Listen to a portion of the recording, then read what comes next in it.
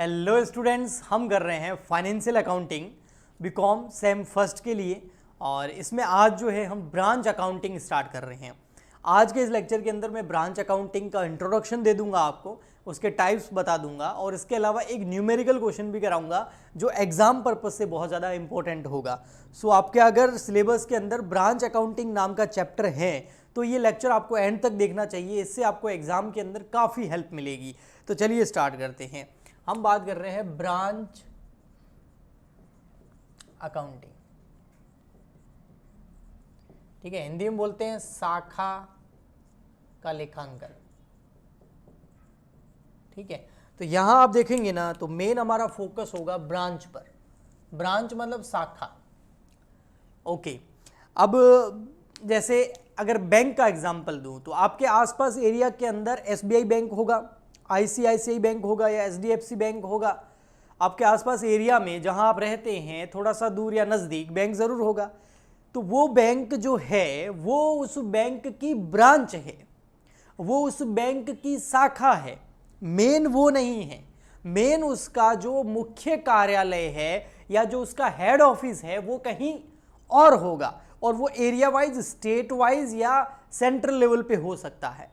अगर अपन SBI bank की बात करें और किसी स्टेट लेवल बात करें तो उसका कहीं और जो हेड ऑफिस होगा, और अगर नेशनल लेवल पे देखें तो दिल्ली के अंदर हो सकता हो। तो कहने का मतलब सिंपल सा है कि ब्रांचेस जो होती है वो किसी एक बिजनेस की बहुत सारी हो सकती हैं, और ऐसा इसलिए होता है ताकि उस बिजनेस का एक्सपांसन किया जा सके, उस बिजनेस को फैलाया जा सके, ओके। तो जो दो चीजें होती है, एक होता है हेड ऑफिस, ये एक किसी बिजनेस का मेन ऑफिस होता है, और ये मेन ऑफिस ही इस बिजनेस की सारी ब्रांचेस ऑपरेट करता है। जैसे किसी कोई बिजनेस है, उसका मेन ऑफिस है दिल्ली के अंदर, अब उसकी बहुत सारी ब्रांचेस हो सकती है इस बिजनेस की, ठीक है, बहुत सारी ब्रांचेज हो सकती है। जैसे एक है जयपुर के अंदर, ठीक है, एक ब्रांच है इसकी मान लेते हैं अहमदाबाद के अंदर, है ना। एक ब्रांच है मान लेते हैं इसका पुणे के अंदर, ठीक है। ऐसे कानपुर में हो गई एक ब्रांच, सॉरी। तो एक बिजनेस को जब अपना जो व्यापार है उसको बढ़ाना होता है और एरिया तक उसकी पहुंच बढ़ानी होती है तो वो अलग अलग जगह अपनी ब्रांचेज यानी कि अपनी ऑफिसेज खोलता है। लेकिन इसको पूरा, इस ब्रांच पे जो है पूरा कंट्रोल लगभग जो है वो हेड ऑफिस का रहता है, ठीक है। तो ये तो ब्रांच का नाम ये आया कि भैया ब्रांच क्यों और ब्रांच का क्या मतलब है वो आपको समझ में आ गया होगा। अब हम बात करते हैं कि जो ये ब्रांचेज होती है ये कितने टाइप की होती हैं। तो ये ब्रांचेज भैया दो टाइप की होती हैं। मेन अगर मैं बात करूं तो ब्रांच आपको मिलेगी टू टाइप की, टाइप्स ऑफ ब्रांचेस। एक होती है देसी, एक विदेशी। एक देसी, एक विदेशी, नाम सुना ही होगा आपने। पर ये देसी और विदेशी क्या है इसके आगे मैं लिख देता हूं ताकि आप और कुछ ना सोचें। शाखा या शाखाएं, देसी और विदेशी शाखाएं यानी कि डोमेस्टिक ब्रांचेस जो एक ही कंट्री के अंदर होती हैं, फॉरेन ब्रांचेस जो एक कंट्री से बाहर होती है। आपके सिलेबस के अंदर ये दोनों है। सबसे पहले ए नंबर और इसको मैं डालता हूं बी नंबर, हम टच करेंगे डोमेस्टिक ब्रांचेस।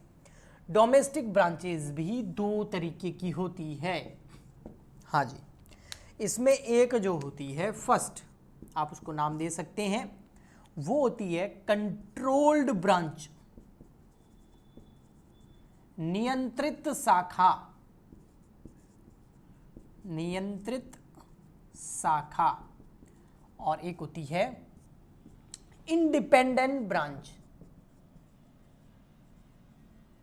डेंट ब्रांच यानी कि स्वतंत्र शाखा। मतलब देसी यानी कि डोमेस्टिक ब्रांचेस की बात करें यानी कि इंडिया के अंदर ही बहुत सारी ब्रांचेज हमने अगर कोई खोल रखी है, हमारा बिजनेस है और हमने एक जगह हमारा हेड ऑफिस है और इंडिया के अंदर अलग अलग स्टेट में, अलग अलग डिस्ट्रिक्ट में, अलग अलग सिटीज़ के अंदर हमने ब्रांचेस खोल रखी है, तो वो होगी डोमेस्टिक ब्रांचेस। लेकिन इंडिया के बाहर हमने ब्रांचेस खोल रखी तो फॉरेन ब्रांचेस हो गई। इसको अभी रहने देते हैं, पहले ये समझते हैं डोमेस्टिक ब्रांचेस। डोमेस्टिक दो है, कंट्रोल, एक इंडिपेंडेंट। कंट्रोल का मतलब उस ब्रांच को कोई ना कोई कंट्रोल कर रहा है, इंडिपेंडेंट मतलब स्वतंत्र है, उसके ऊपर किसी का कंट्रोल नहीं। कंट्रोल किसका होगा? कंट्रोल होगा हेड ऑफिस का। ऐसी ब्रांचेस जिसको पूरी तरीके से हेड ऑफिस ने कंट्रोल कर रखा है वो कंट्रोल ब्रांच हो गई। यानी कि वह ब्रांच और उसका मैनेजर और उसका स्टाफ हेड ऑफिस से पूछे बिना सांस भी नहीं ले सकती। अब ऐसा है नहीं, मतलब कुछ भी नहीं कर सकते। इस ब्रांच को पूरा का पूरा गुड्स हेड ऑफिस भेजेगी, इस ब्रांच में जो कैश आएगा वो ये ब्रांच वापस हेड ऑफिस को भेज देगा, इस ब्रांच के खर्चों का एक्सपेंसेस हेड ऑफिस करेगी, इस ब्रांच की अकाउंटिंग भी हेड ऑफिस अपने बुक्स में करेगी। तो पूरा कंट्रोल है, नियंत्रित शाखाएं, और ये है इंडिपेंडेंट। हेड ऑफिस का कोई इंटरफेयर नहीं होता है। लेकिन सबसे पहले हम कंट्रोल ब्रांचेस को करेंगे। कंट्रोल ब्रांचेस में अगर आपको ब्रांच की अकाउंटिंग करनी है तो हम कहाँ करेंगे? इन the books of head office. इधर करना थोड़ा सा, इन the books of head office. मुख्य कार्यालय की बुक्स में अकाउंटिंग होगी। जो हेड ऑफिस है वही कंट्रोल करता है उस ब्रांच को, तो हेड ऑफिस क्या करेगा? उसका प्रॉफिट एंड लॉस कैलकुलेट करेगा। अब इसको कैलकुलेट करने के बहुत सारे मेथड है। इसमें सबसे फर्स्ट मेथड आता है branch account method. Branch account method, शाखा खाता पद्धति। इसका मैं आज आपको न्यूमेरिकल क्वेश्चन भी करवाऊंगा। सेकंड नंबर इसमें आता है स्टॉक एंड डेटर मेथड। इसका क्वेश्चन मैं नेक्स्ट लेक्चर के अंदर करवाऊंगा। लेकिन अगर आपको इसका नेक्स्ट लेक्चर चाहिए तो आप please like, share, subscribe, comment करें, सपोर्ट दिखाएं, ओके, जैसा हमेशा करते आए हैं। नेक्स्ट होलसेल एंड ट्रेड, नहीं होलसेल एंड ट्रेड और नेक्स्ट है, ये हो गया आपका trading, memorandum, trading and P&L account method, profit and loss account method.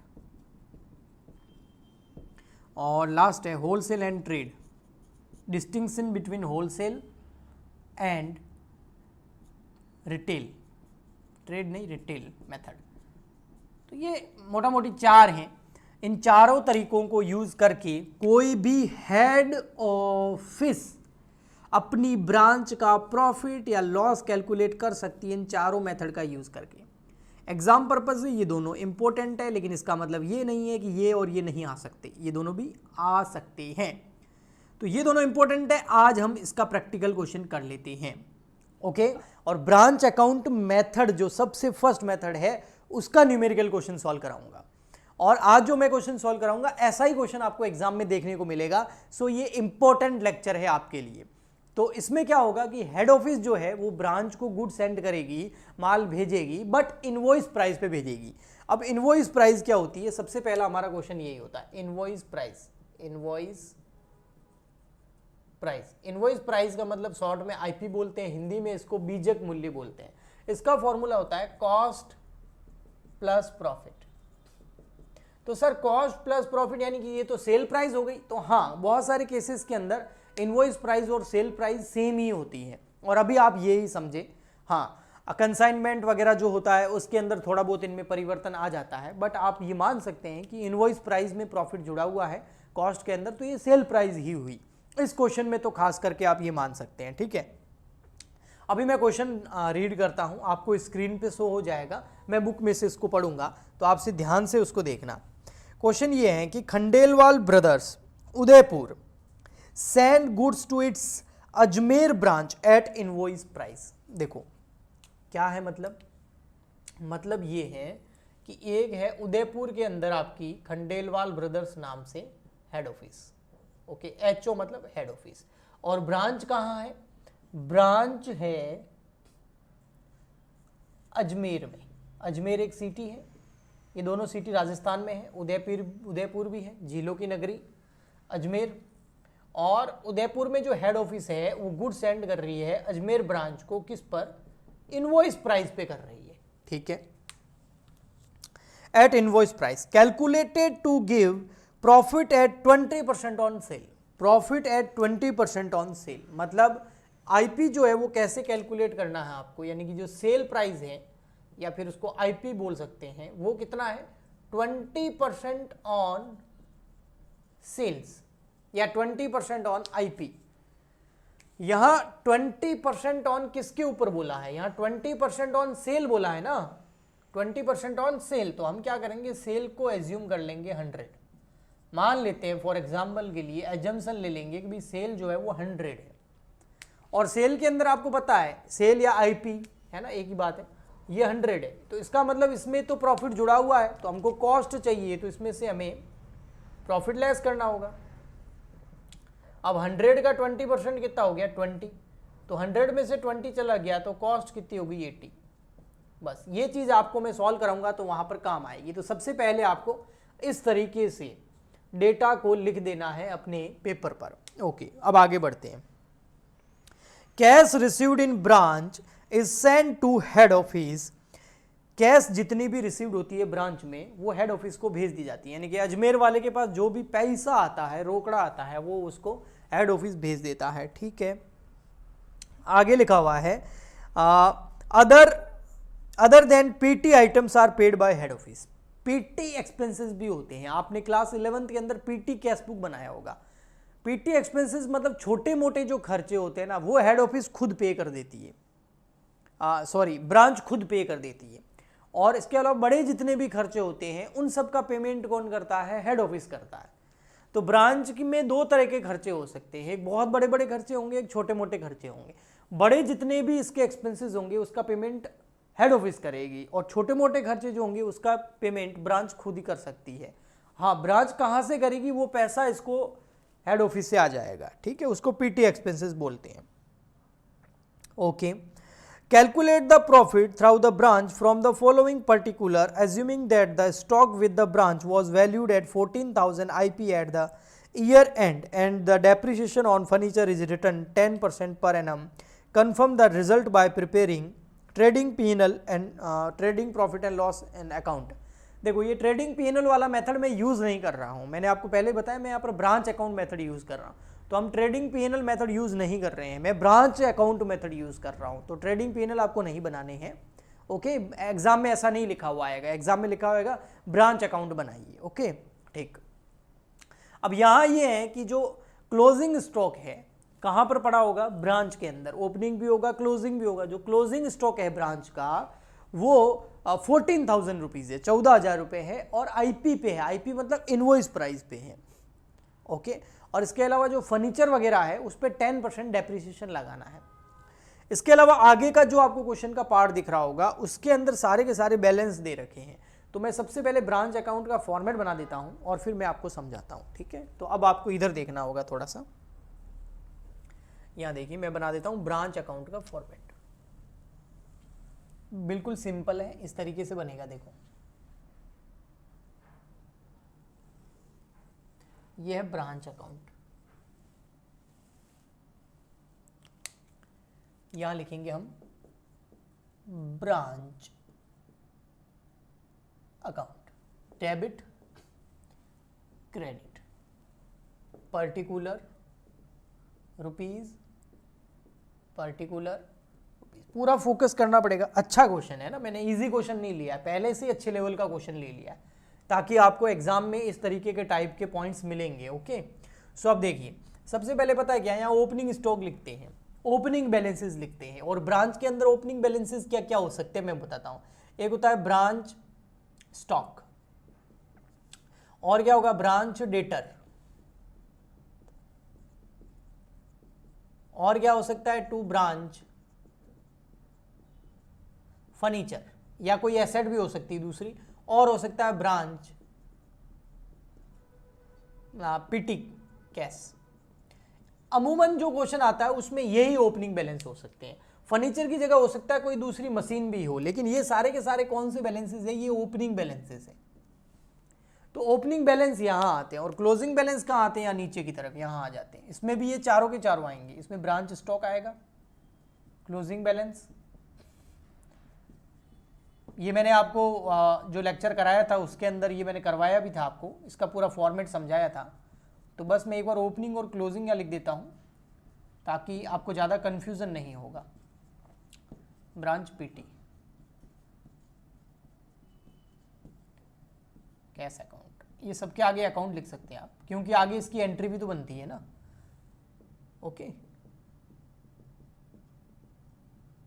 हाँ, अब अगर जो अच्छा ये जो ब्रांच अकाउंट बना रहे हैं, ये बहुत इंपॉर्टेंट चीज है, ये जो ब्रांच अकाउंट बना रहे हैं किसकी बुक्स में बना रहे हैं, in the books of branch या in the books of head office. तो बेटा ये जो हम कर रहे हैं ये कंट्रोल ब्रांच कर रहे हैं, नियंत्रित शाखाएं कर रहे हैं। और कंट्रोल ब्रांच के अंदर ये होता है कि ब्रांच अपनी अकाउंटिंग नहीं करती है, ब्रांच की अकाउंटिंग हेड ऑफिस के बुक्स में होती है। तो ये जो ब्रांच अकाउंट बनाया जा रहा है ये कहां बनाया जा रहा है, इन the books of head office. और वो कौन सी है, उदयपुर खंडेलवाल ब्रदर्स, वो आप लिख सकते हैं। कहने का मतलब है ये अकाउंट, ब्रांच अकाउंट कौन तैयार कर रहा है, ये हेड ऑफिस का अकाउंटेंट बना रहा है। ओके तो हेड ऑफिस का अकाउंटेंट ये सोचेगा देखो ये हमारी ब्रांच है, इसके पास इतना स्टॉक पहले से पड़ा है, और सेंड करेंगे तो इधर आ जाएगा, ब्रांच अगर सेल कर देगी तो इधर आ जाएगा, और लास्ट में क्लोजिंग बच जाएगा। देखो कितना सिंपल है कि भाई 10,000 का पहले पड़ा था, 50,000 का स्टॉक और भेज दिया तो कितना हो गया 60,000, उसमें से 30,000 का बेच दिया, क्लोजिंग कितना बच गया 30,000। तो यही तो है और क्या है। ओके चल अब हम सबसे पहले आते हैं, यहाँ आपको जो क्वेश्चन दिख रहा होगा उसको देखिए। उसमें सबसे पहले लिखा हुआ ओपनिंग बैलेंस किसका, स्टॉक का, कितना दिख रहा है 15,000 रुपये। तो 15,000 क्लोजिंग स्टॉक, ओपनिंग स्टॉक है, कितना 15,000 रुपये। लेकिन बेटा ये 15,000 किस पे हैं, आईपी पे हैं, इनवॉइस प्राइस पे। यानी कि इस 15,000 रुपये के अंदर 20% प्रॉफिट जुड़ा हुआ है, और ये एक ऐसा स्टॉक है जो ओपनिंग है, मतलब पिछले साल बिका नहीं है। तो भैया अगर ऐसा स्टॉक, चाहे वो ओपनिंग हो चाहे वो क्लोजिंग हो, और वो अभी तक सेल नहीं हुआ है, यानी कि 20% प्रॉफिट आपने अभी तक कमाया नहीं है, तो जो चीज़ कमाई नहीं है आपने, तो उस कमाई, कुछ कमाई हुई नहीं है, आप कैसे शो कर सकते हैं। अगर सेल नहीं हुई है तो आप लिखेंगे क्या सेल्स, नहीं ना। तो इसमें से आपको जो प्रॉफिट है उसको निकालना पड़ेगा। और वैसे भी आपको पता है कि स्टॉक जो होता है वो कॉस्ट पे दिखाया जाता है ना, कॉस्ट या मार्केट वैल्यू जो दोनों में से कम हो, as per accounting standard 2 valuation of inventory. तो 15,000 में प्रॉफिट थोड़ी दिखा सकते हैं हम, ये तो ओवर वैल्यूड हो जाएगा ना फिर। तो इसमें से प्रॉफिट हटाना पड़ेगा। हटाने के क्या तरीके हैं, हटाने का एक तरीका ये हो सकता है कि 15,000 लिखो ही मत, कॉस्ट लिख दो, बट वो सही नहीं रहता है। उसमें में पता कैसे चलेगा कि गुड सेंड किया जा रहा है हेड ऑफिस द्वारा ब्रांच को एट इनवॉइस प्राइस। तो इनवॉइस प्राइस पे अगर सेंड हो रहा है तो इसमें से मुझे प्रॉफिट निकाल के यहां लिखना है। तो ऑटोमेटिक आप देखेंगे 15 में से कुछ चीज यहां लिख दूंगा तो वो 14 ही रह जाएगी या 13 रह जाएगी ना। ओके तो चलिए, इसका मतलब ये हमें इस साइड में लिखना है, और इसको हम क्या लिखेंगे, हम इसको लिखेंगे ब्रांच स्टॉक रिजर्व। ये कितना है 15,000, किस पर है, आईपी पे। आईपी देखो कितना है, इधर मैंने इनवॉइस प्राइस कितना एज्यूम किया था 100, ये देखना बेटा आईपी कितना है 100 और प्रॉफिट कितना है 20। तो देखो ये 15,000 आईपी पे है तो ये 100 पे, इसको लेके आएंगे 20 पे। अब देखो कितना हो रहा है, कैलकुलेट करो, देखो 15,000 डिवाइड बाय 100 मल्टीप्लाई बाय 20, 3,000। बिल्कुल सिंपल कैलकुलेशन, मेरे कैलकुलेटर की आदत पड़ी हुई है ना। चलो 3,000। ओके तो अब देखो 15 यहाँ है, 3 यहाँ है, तो ऑटोमेटिक देखा जाए तो उधर 12 ही तो है, क्योंकि प्रॉफिट निकाल के इधर लिख दिया हमने। ओके अब आगे देखो क्वेश्चन को और आगे पढ़ो आप, उसमें और क्या लिखा हुआ है। और उसमें लिखा हुआ है फिर डेटर 9,000, ओपनिंग डेटर कितने के 9,000 के। अब डेटर तो कोई इसमें तो प्रॉफिट जुड़ा हुआ नहीं है, डेटर में कौन प्रॉफिट जोड़ता है, स्टॉक में सेल प्राइस वगैरह होती है ना, उस स्टॉक से लेना देना होता है। पीटी कैश के ओपनिंग बैलेंस है 400 रुपये और फर्नीचर दे रखा है 1,200 रुपये का, ये हमने लिख दिया। चलो नेक्स्ट आगे बढ़ते हैं। Good send to branch ₹80,000 IP पर, गुड सेंड कर रहे हैं, good send to branch, good send to branch कितना 80,000 रुपए का गुड सेंड कर रहे हैं। लेकिन प्रॉब्लम ये नहीं है कि आप 80,000 रुपए का गुड सेंड कर रहे हैं, किसको सेंड कर रहे हैं, अपनी ब्रांच को कर रहे हैं। हम हेड ऑफिस की बुक्स के अंदर अकाउंटिंग कर रहे हैं, मैं याद दिला देता हूं। तो गुड सेंड कर रहे हैं हम किसको, ब्रांच को, कितने का 80 का। लेकिन क्या इसने पूरा बेच दिया है, नहीं। तो आप इसको आईपी पे क्यों दिखा सकते हैं, इसमें जो प्रॉफिट जुड़ा हुआ है वो तो अभी तक कमाया ही नहीं है। तो क्या करें, प्रॉफिट को हटाओ, हटाने का क्या तरीका है, उसकी दूसरी तरफ लिख दो। तो लिख देते हैं, आइए देखो हम यहाँ लिख देंगे by goods send to branch, goods send to branch लिखेंगे, और इसकी जो लोडिंग है वो निकाल देंगे। लोडिंग मतलब जो इसमें प्रॉफिट जुड़ा हुआ, वो कैसे निकालेंगे, 80,000 रुपये है, हाँ वो किस पे, आईपी पे। आईपी हमारा कितना है, सेल प्राइस 100, इसमें प्रॉफिट कितना जुड़ा हुआ है 20, वो निकाल दो। आई थिंक 24 24 16,000, हाँ 16,000 हो गई, 16,000 हो गया। नेक्स्ट आगे बढ़ते हैं, रिटर्न बाय डेटर। देखो डेटर रिटर्न कर रहा है किसको, ब्रांच को, तो वो यहां नहीं आएगा। यहां डेटर से रिलेटेड केवल 3 चीजें आएगी, मैं बता देता हूं। एक आएंगे ओपनिंग डेटर, एक आएंगे क्लोजिंग डेटर, और एक आएगा इधर बाय बैंक, यानी कि कैश सेल हो तो, और आएगा by bank amount received from debtor. बेटा देखो डेटर से रिलेटेड बहुत सारी चीजें होती है। ओपनिंग डेटर होते हैं, क्रेडिट सेल भी होती है, और डिस्काउंट भी होता है, बैड डेब्ट्स भी होता है, और कैश रिसीव्ड फ्रॉम डेटर भी होता है, डिस्काउंट भी होता है। तो डेटर से रिलेटेड बहुत सारी चीजें होती हैं, लेकिन यहां पर डेटर से रिलेटेड केवल 3 चीजें आएगी, opening debtor, cash received from debtor, credit sale भी नहीं आएगी इधर, cash received from debtor, debtor से कितना पैसा मिला, और क्लोजिंग डेटर। केवल 3 चीजें, opening debtor, cash received from debtor और क्लोजिंग डेटर। इसके अलावा अगर आपको कुछ दे रखा है तो वो यहां नहीं आएगा, वो डेटर अकाउंट के अंदर जाएगा। अब डेटर अकाउंट बनाना है या नहीं बनाना है वो डिपेंड करता है कि आपको ये तीनों चीजें दे रखी है कि नहीं दे रखी है। तो ओपनिंग डेटर तो दे रखे हैं, ये देखेंगे दे रखा है कि नहीं दे रखा है, क्लोजिंग दे रखा है कि नहीं दे रखा है। इन तीनों में से कुछ भी मिसिंग हुआ तो मैं डेटर अकाउंट बना दूंगा। चलो आगे देखते हैं। तो यहां कहने का मतलब जो गुड्स रिटर्न हुआ डेटर से वो यहां नहीं आएगा। कैश रिसीव्ड फ्रॉम डेटर देखो दिया हुआ है 29,480, 29,480। ओके, कैश लिखा हुआ तो आप इधर कैश लिख सकते हो, मैंने बैंक लिख दिया है, मान रहा हूं कि चेक मिला है। ओके, आगे कैश रिसीव्ड फ्रॉम हो गया। कैश सेल्स बिल्कुल यहां आएगी 50,000 की, ये 50,000 की कैश सेल्स यहां आएगी। ओके, नेक्स्ट आप देख रहे होंगे क्रेडिट सेल, यहां नहीं आएगी, डेटर अकाउंट में जाएगी, वो जरूरत पड़ेगी तो। Goods return to head office by branch 1,000। उल्टी गंगा बह रही है, डायलॉग तो सुना ही होगा आपने, मुहावरा बोलते हैं जिसको। मतलब हमेशा तो क्या होता है, हेड ऑफिस गुड्स भेजती है ब्रांच को, इस बार ब्रांच वापस रिटर्न कर रही है, किसी भी वजह से डिफेक्टिव गुड्स हो सकता है या कोई और भी रीजन हो सकता है। तो जब हेड ऑफिस भेजता था ब्रांच को तो इधर, अभी ब्रांच भेज रही है वापस हेड ऑफिस को तो इधर, क्योंकि इधर तब आता है जब स्टॉक बढ़ता है, ब्रांच का स्टॉक बढ़ता है, इधर तब आता है जब ब्रांच का स्टॉक कम होता है। तो ब्रांच हेड ऑफिस को दे रही है तो ब्रांच का स्टॉक कम हो जाएगा तो इधर आएगा। तो यहां लिख देंगे by goods send to branch. ये नाम क्यों आता है, ताकि ब्रांच अकाउंट जब बनता है ना तो सारी लेजर उसके अकाउंट के अंदर हो जाए 1,000 का। लेकिन बेटा इस पे लिखा हुआ तो आईपी नहीं है, लेकिन ये आईपीपी ही है। उसके लिए देखो मैं समझाता हूं। उदयपुर ने अजमेर को जब गुड्स भेजा कितना, 80,000 का, किस पे भेजा, आईपी पे। अब अजमेर वापस लौटा रहा है 1,000 का, तो वो भी आईपी पे होगा ना। तो आईपी मतलब इसमें 20% प्रॉफिट जुड़ा हुआ है। इसमें जब 20% प्रॉफिट जुड़ा हुआ तो इधर लिखा, इसमें जो 20% जुड़ा हुआ वो इधर आ जाएगा, ताकि उसकी कॉस्ट निकल जाए। तो यहां लिख देंगे हम to goods send to branch.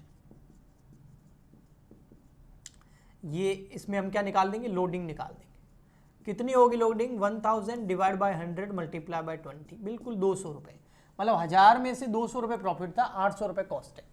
Okay, आगे बढ़ते हैं। आगे है डिस्काउंट टू डेटर, यहां नहीं आएगा। डेटर से रिलेटेड मैंने आपको बोला है ना, बार बार रिपीट नहीं करूंगा, ये चीज नहीं आएगी। Cheque send for rent,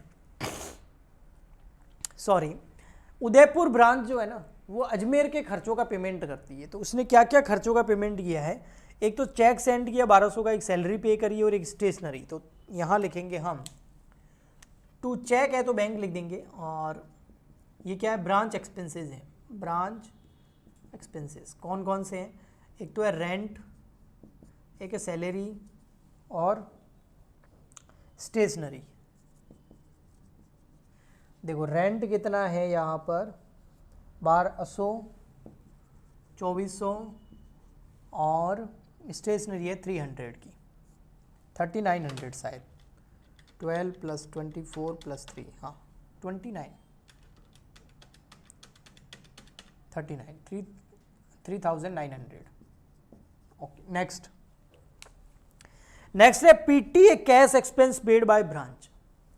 PT expense मैंने बोला ना, छोटे मोटे खर्चे कौन पे करती है, ब्रांच खुद पे करती है। कितने पे कर दिए उसने, 280। वो हम इधर नहीं लिखेंगे बेटा, उसका रीजन बताता हूं। देखो वो आप सीधा क्लोजिंग में लिख सकते हैं। हमारे पास पीटी कैश कितना पड़ा था पहले से, ये देखो ये रहा, पीटी कैश पड़ा था 400 रुपए का, और पीटी कैश कितना आया हमारे पास, और आया ही नहीं देखो। अच्छा तो लास्ट में 400 बचना चाहिए पीटी कैश, हाँ, लेकिन उसमें से ब्रांच ने खर्च कितने कर दिए, 280, तो पीटी कैश का क्लोजिंग बैलेंस आ गया 400 - 280, ये हो गया 120, ये क्लोजिंग बैलेंस निकाल दिया हमने। ओके अब देखो हमारे पास तीन चीजें हैं, हमको ये तीन चीजें निकालनी है। एक ब्रांच का क्लोजिंग स्टॉक, वो क्वेश्चन में दिया हुआ है, कहां दिया हुआ है, शुरू में ही फर्स्ट पैराग्राफ में 14,000 का क्लोजिंग स्टॉक था आईपी पर, तो वो 14,000 लिख दो इधर। बट बेटा ये किस पे था, ये आईपी पे था, इनवॉइस प्राइस पे था, तो इसमें से जो स्टॉक रिजर्व है, जो प्रॉफिट जुड़ा हुआ है, वो इधर लिखेंगे ताकि वो कॉस्ट आ जाए। तो हम यहां लिखेंगे टू लिखेंगे हम ब्रांच स्टॉक रिजर्व, कितना 14,000 डिवाइड बाय 100 मल्टीप्लाई बाय 20, तो ये आ जाएगा आपका 2800, 2800 लग तो ऐसा ही रहा। ओके तो ये दोनों हो गए। अब बच गया ब्रांच डेटर, क्वेश्चन में दिया हुआ नहीं है क्लोजिंग डेटर, तो अब हमें डेटर अकाउंट बनाना पड़ेगा, वरना हम डेटर अकाउंट नहीं बनाते। तो अब डेटर अकाउंट बनाएंगे, तो यहां बना लेता हूं, देखो डेटर अकाउंट, थोड़ा सा इधर करना, डेटर अकाउंट,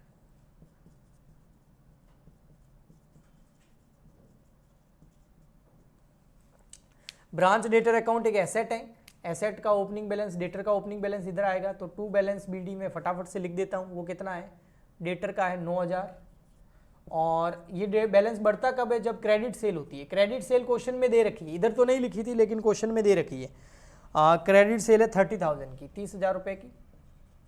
ओके और डेटर से रिलेटेड दे रखा है cash received from debtor, cash received होता है तो डेटर कम होते हैं, सिंपल है, डेटर बढ़े तो डेबिट में, कम हो तो क्रेडिट में। बीकॉम के स्टूडेंट है इतना तो डेटर अकाउंट बनाना आता ही होगा, 11th क्लास में सीखते हैं हम। 29,480। ओके इसके अलावा क्रेडिट से लिख दी, गुड्स रिटर्न ये तो आएगा नहीं, डिस्काउंट बाय डिस्काउंट, डिस्काउंट से डेटर कम होते हैं तो डेटर को डिस्काउंट दिया 30 रुपए का ओनली। ओके इसके अलावा और डेटर से related return bye debtor, return bye debtor 1000। अच्छा डेटर ने रिटर्न भी करा है, सेल्स रिटर्न बोलते हैं जिसको, वो कितना है 1000।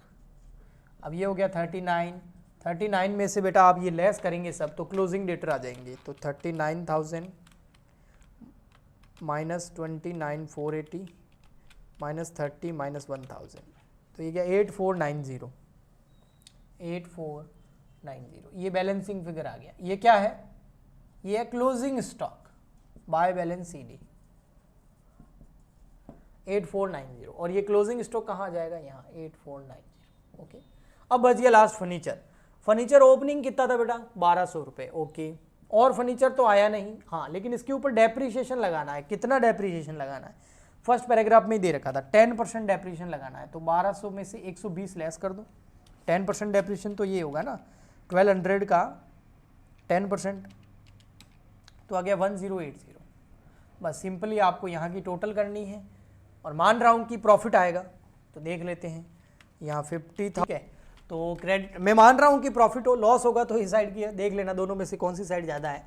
तो 50,000 plus 29,480 plus 1,000 plus 3,000 plus 16,000 plus 14,000 plus 8490 plus 1080 plus 120, ये आ रहा है 1,23,170।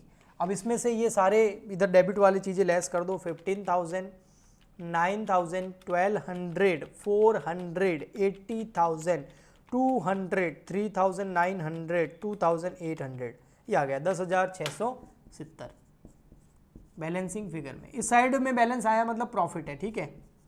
ओके, तो ऐसा क्वेश्चन आपको एग्जाम में देखने को मिल सकता है। अगर आपके एग्जाम नज़दीकी है तो आपको काफ़ी हेल्प मिली होगी इस लेक्चर से, और अगर आपके एग्जाम दूर है और आप पर्सनल कोचिंग हमसे लेना चाहते हैं, रिकॉर्डेड या लाइव क्लासेस लेना चाहते हैं, तो आप हमारी ऐप डाउनलोड कर सकते हैं।